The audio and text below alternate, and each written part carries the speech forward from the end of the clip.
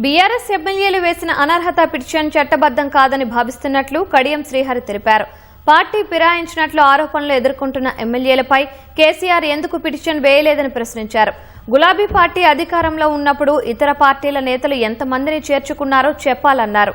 గతంలో చేసింది తప్పని భావించి తెలంగాణ ప్రజలకు కేసీఆర్ క్షమాపణలు చెబితే తన పదవికి రాజీనామా చేసి ఉప ఎన్నికకు వెళ్లేందుకు సిద్ధంగా ఉన్నట్లు స్పష్టం చేశారు. బీఆర్ఎస్ పార్టీ ఎమ్మెల్యేలు మాకు వ్యతిరేకంగా వేసిన పార్టీ ఫిరాయింపుల పిటిషనే చట్టబద్దం కాదు అనేది నా అభిప్రాయం.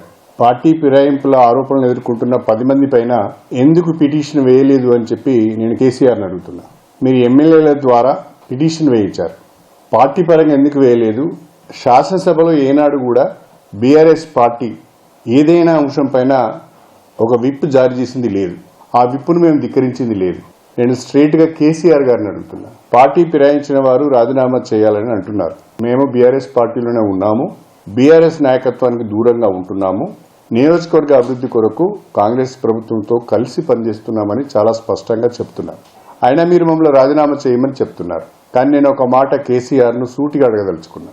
2014 నుంచి 2023 వరకు మీరు ముఖ్యమంత్రిగా ఉన్న సమయంలో ఎన్ని రాజకీయ పార్టీల నుంచి ఎంతమంది ఎమ్మెల్యేలను మీరు పార్టీలోకి తీసుకున్నారు?